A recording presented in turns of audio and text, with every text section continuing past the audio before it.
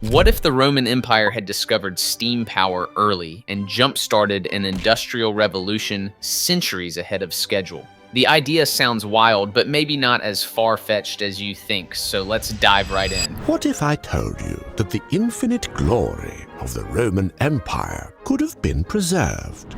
There are some historians who argue that Rome wasn't all that far away from its own industrial revolution.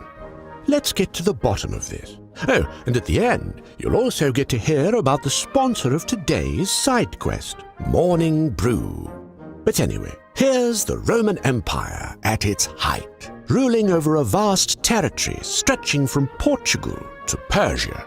It was without a doubt the eminent European superpower. Kind of wild to think Rome had aqueducts, concrete, even central heating. They were basically one steam engine away from TikTok. Some argue if they'd stumbled onto coal-powered tech, we'd be colonizing Mars by like 500 AD. But instead of an industrial revolution, they got senators stabbing each other. Classic Rome. It's the almost invented electricity, but got distracted by gladiator fights energy that makes historians lose sleep at night. While it lasted, which wasn't all that long. As with many things in life, once the Germans got involved, things went downhill fast. Yet one can't help but imagine a world where Rome had lasted, preferably excluding the dastardly bits like Christians tied to big stakes covered in tar and burnt alive, or being torn apart by dogs at Caesar's cocktail party, for example. In such a based timeline, we may very well have skipped the destructive Middle Ages altogether and gone straight to European global hegemony centuries earlier.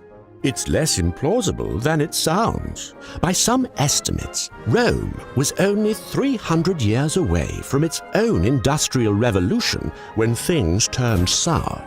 The Romans had a lot going for them. Coal was mined throughout the empire and was used to smelt iron and to heat public baths. A little-known fact is that the Romans had actually invented a rudimentary steam engine during the 1st century AD in Roman Egypt. There, our good friend Hero of Alexandria put together this wonderful little contraption. It was too small to provide any meaningful amounts of power, but it clearly showed that the Romans understood the concept of steam engines.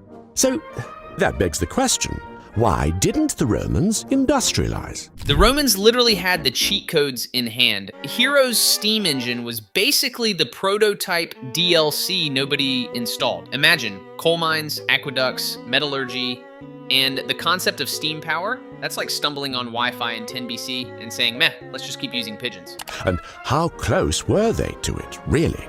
Well, starting with the technology, the Romans did have the necessary tools to, in theory, build a working steam engine. It would have had to be made of iron rather than steel, though. The Romans hadn't figured out yet that adding carbon into the mix makes it a lot stronger. An iron steam engine would be able to withstand about half the pressure and would thus deliver a lot less energy. It would still be useful, of course, until you considered its price. Unfortunately, iron was quite expensive during Roman times. It cost very roughly 7 times as much as it did in Victorian England, and 20 times as much as steel costs today. But even if an enterprising senator or governor splurged out to get such an engine built, he would quickly run into a big and fairly obvious problem. Steam engines on their own aren't particularly useful. Without the necessary infrastructure like railroads and train cars, getting lots of stuff from point A to point B gets rather difficult. Making tracks out of iron rather than steel would be a big no-no.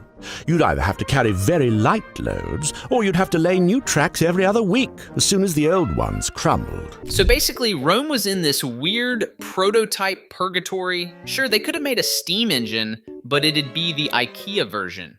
Expensive, fragile, and needing constant replacement. Iron that costs 7 times more, that's not an industry. That's a rich senator's flex toy. And without railroads, the engine's just a glorified tea kettle. It's like inventing the smartphone, but forgetting cell towers. Rome had the blueprint, but no ecosystem to actually use it.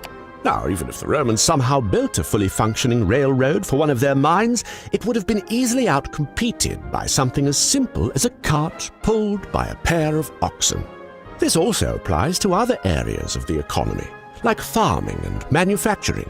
Rome, as we know, was built on the back of good old-fashioned slavery, and no one really cared to make the work of the slaves any easier. They were slaves, after all. This goes on top of the fact that there were very few people in Rome with the resources to even try such an undertaking. I mean, there were no banks or stock markets or insurance companies, so unless you had truly stupendous amounts of money or appetite for risk, attempting to apply any industrial innovations would have been beyond your reach. Only the very top echelons of the empire could have tried it, and they were usually too busy trying to usurp each other and planning civil wars.